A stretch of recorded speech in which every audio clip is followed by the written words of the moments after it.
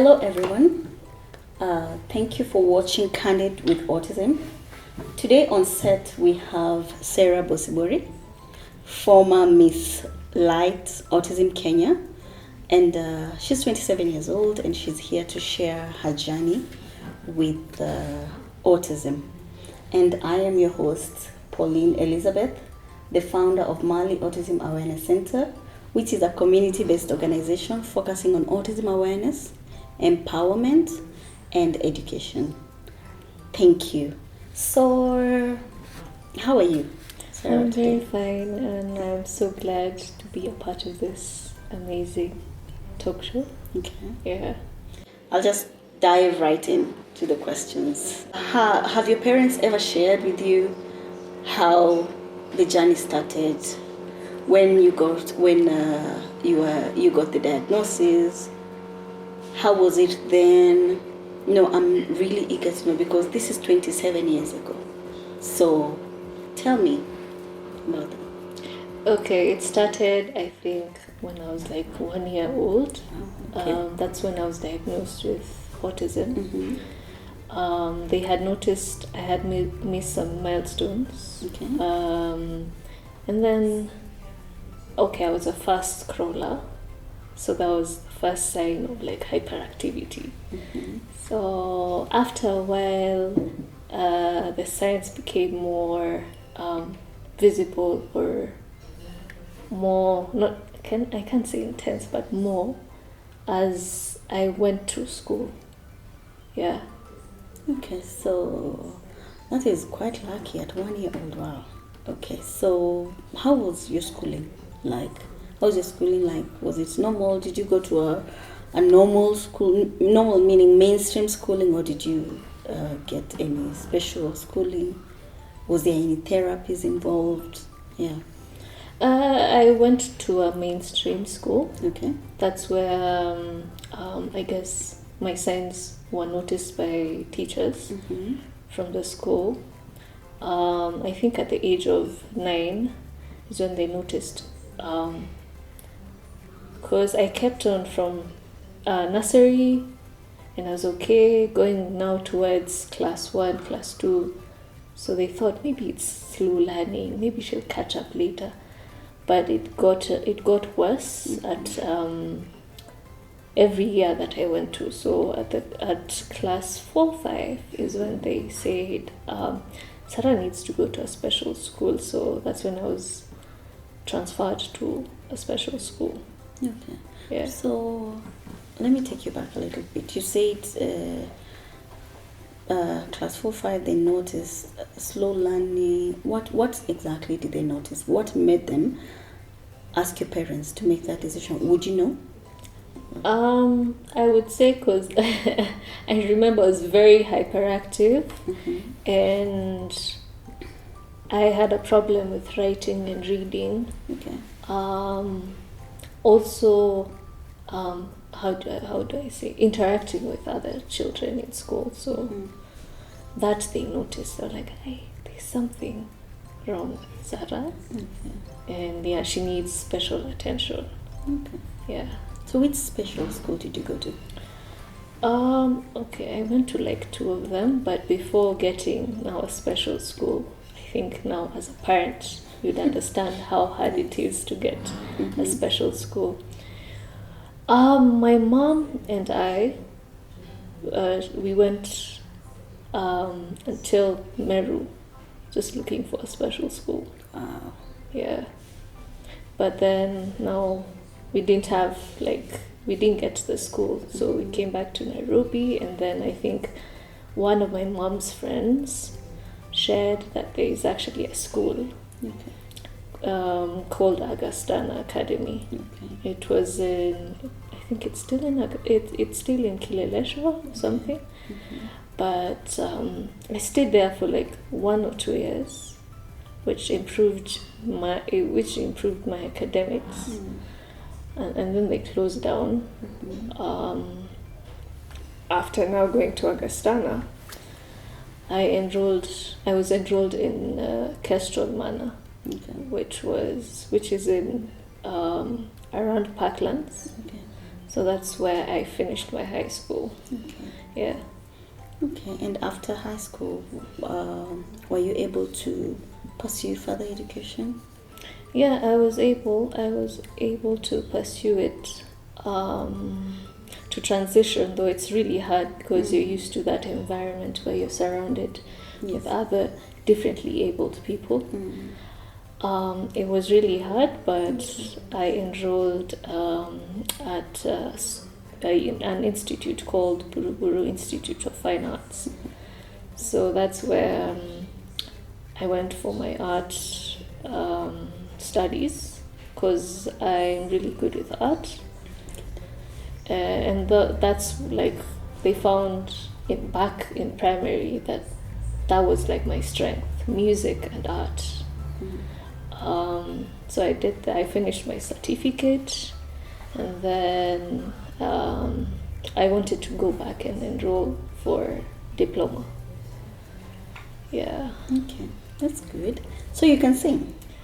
I'll sing another day, not today. Niko shy. I've not asked you to sing. I'm just asking so you can sing. Yes. So it's one of the things that you love doing.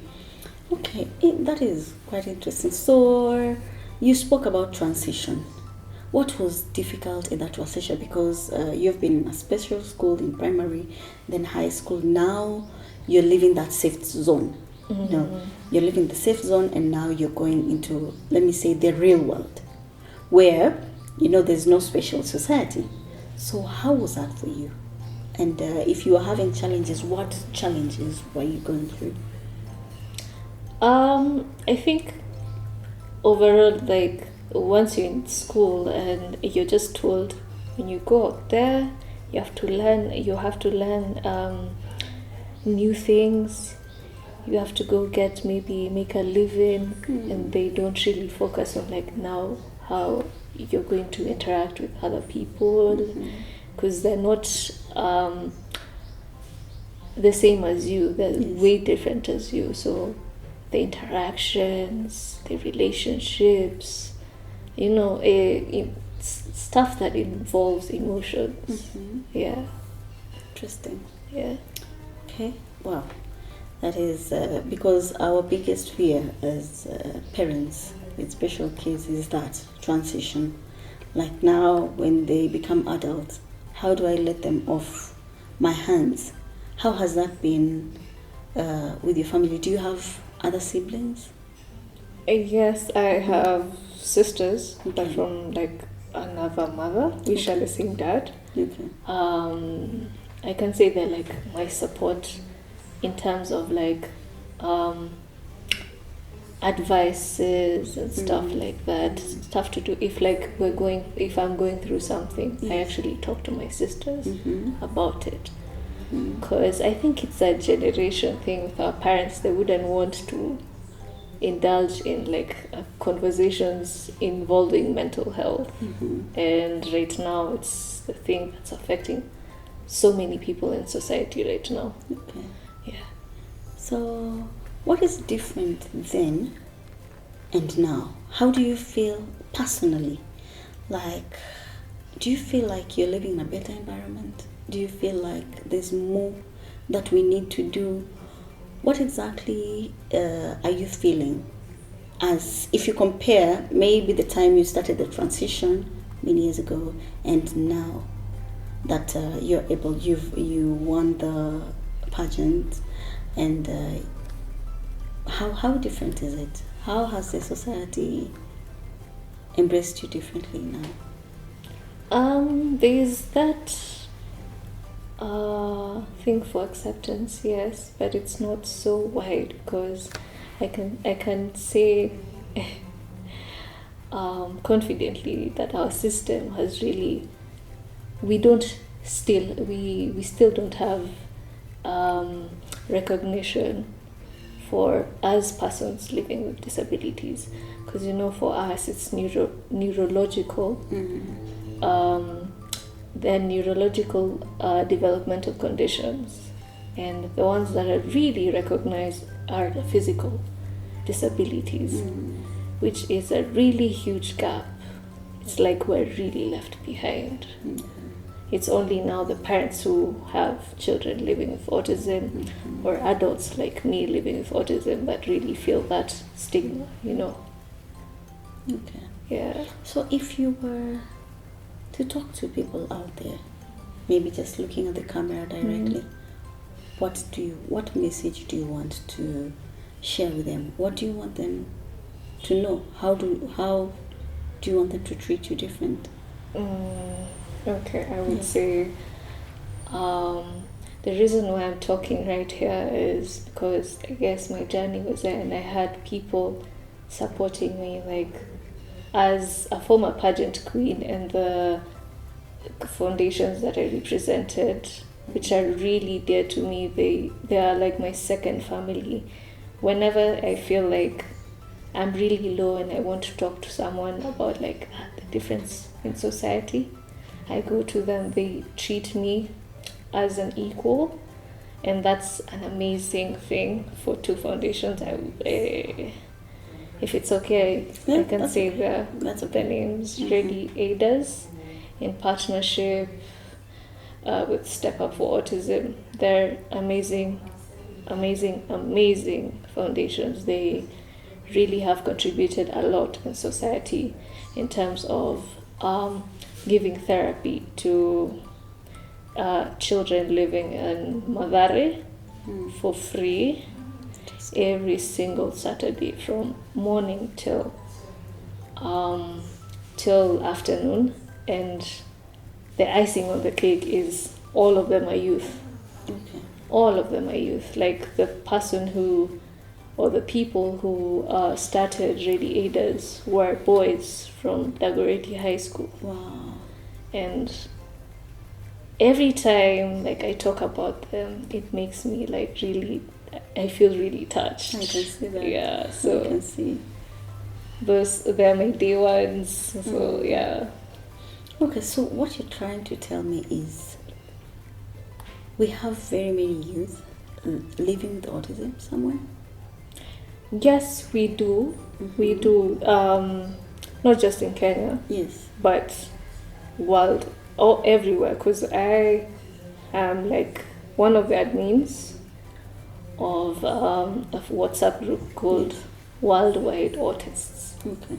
And it's mainly a space for autistic people, people living with autism, I mean adults living with autism who want to share anything or everything they want to share. So, tell me about the foundations in Madare. What exactly do they do, and yes, who do they take care of, something like that? Okay, there are two, but they're partners. Okay. And for me, it was really difficult because I would make them, because like we're all together, all of us. There's no rivalry. Yes, that's good. They basically provide therapy for children living in Madare. Okay. Because that area, it's full of people. It's a low income area, and getting therapy is really hard and very expensive. So what the idea they had was like, we need to help our kids in this area to get now therapy. And there's so many testimonies from parents living in Madare. And aside from that, the one who is the founder of Step Up for Autism, she's based in the US. Okay. She's a mother of an autistic child. Okay. She's the one who's, I think, she sacrifices a lot. In that, like every single year, because we have the pageant, Mr. and Miss Autism Kenya. She sacrifices from US coming to Kenya just to take part in it, and that's just an amazing thing. That's interesting. That is very good, and we need more people like her, because it's not a matter of advocacy.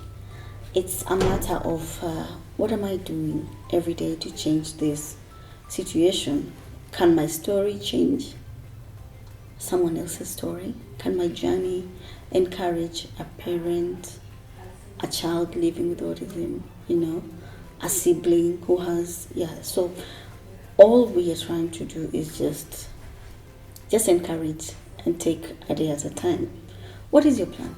What is your future plan? Where do you see yourself maybe 5 years from now, 10 years from now? 5 years from now, because I've been told, okay, I want to start up my own YouTube channel as well and really raise advocacy, not only in Kenya. Yes. Raise awareness not only in Kenya but worldwide, so that we can, as a community, because we are very huge. It's that because of the stigma we face, we are hidden, or we either hide ourselves because of that stigma. So I want more of us to come out and own having autism. Because it is really hard. It is so hard, especially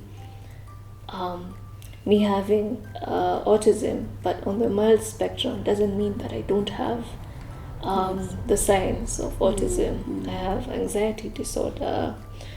I have so many meltdowns, so many things like that. So I just want to educate people every day, and on my page, I have a page on Facebook called Uniqueness with Autism, and it's basically about my experiences living with autism. I may feel this way at this time, the next day I feel a different thing, or maybe I'm having meltdowns and I just want to share and educate our society, our Kenyan society, because I feel we're still left behind, and I know we aren't supposed to rely on the system to make a change in our society. So it's important for me to do it, so we can help parents living with autism as well, because I understand you guys go through a lot,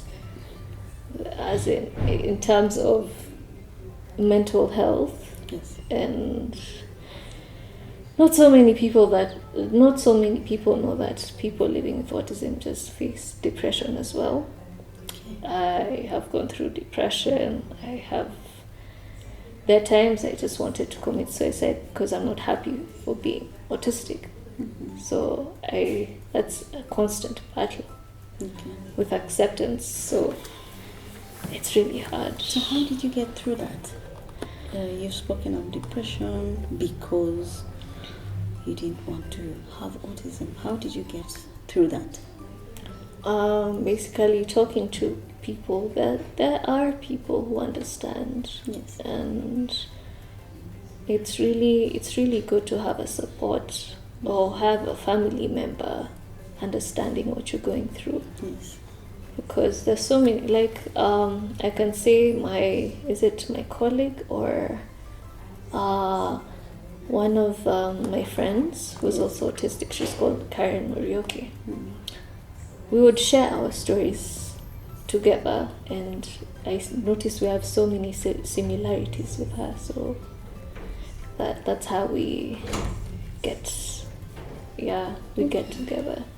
That's interesting. So tell me, what would you want to tell maybe the siblings of children living with autism, or the parents living with autism? What would you want to tell? Because that is our biggest fear, How is my child going to turn out? Is it going to come out of this? Is it going to be like Sarah? No. How? What would you tell them? I would want to tell them that just patience and understanding, and also putting God first, because it's God that just makes a difference in our lives and makes us go through the day. Every single day you're waking up, you breathe. So that's God. He's the one who made us. So as the same way He made you, He made us too. So let's all accept each other. that way. It's wonderful. It's really wonderful. So, something before we started this shoot, I asked you, what is that one thing that you would want to share? What is that one thing that you want the world to know? And you told me one word, masking. And I'm thinking, masking, is it wearing masks? Is it because of the COVID protocol? What exactly? Masking is basically like you're just wearing a mask. The way you're wearing a mask, no one can see how you are or how you feel inside.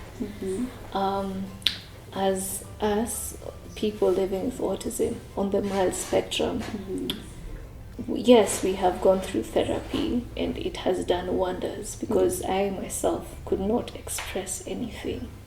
Right now I'm sitting here with you, I'm expressing how I'm feeling. Yeah, good job. So let me clap for you. Thank you. That Thank is you really so good. much. You're And welcome. it takes a lot of guts and strength to just come out and speak about me being autistic. Yeah. It's too much sometimes, so we tend to mask to feel normal, to like interact, for us to interact with other people who are non-autistic. Yeah. That's why we end up having burnouts. We go to depressive episodes, and then no one understands, like, why is this person silent? Why isn't she not picking my calls? Why isn't she texting me? It's because I'm all the time. I am trying not to be myself. Society has made me not, or want to act normal. Yes, you're providing the therapies and helping me, but we can't be normal. There's no way we'll be normal. Yeah, and That is your normal. That is my normal. Yeah. So I understand you. And I think also as parents, we tend to, on the acceptance part, I can tell you, maybe you wouldn't know. We try to, because the society has already described what normal is. You understand? That a normal person should be able to go to school, a normal person should be able to sit for exams, a normal person should be. But that is, no one is saying that autistics are abnormal. No, that is their normal. So like you're saying, I think we need to embrace that as parents and stop pushing our own agenda just because that is what we want. And yeah, that is good. Okay, so thank you so much for coming to this show. Thank you so much for giving us an opportunity to just know more about you. And please continue doing the good work you're doing. Continue talking and creating more awareness about autism. And we shall support you in every way that we can. So before we finish, if you have any parting shots, maybe. Parting shot. Yes. I'm gonna say big up to everyone who supported me. Yes. My parents, first of all, because they're strong people. They handled me very well. I don't know how, but they just handled me. Continue handling me as I am. Yeah, and thank you so much for inviting me. You're welcome. Yeah. I have a parting shot, but it's a question. Are you dating?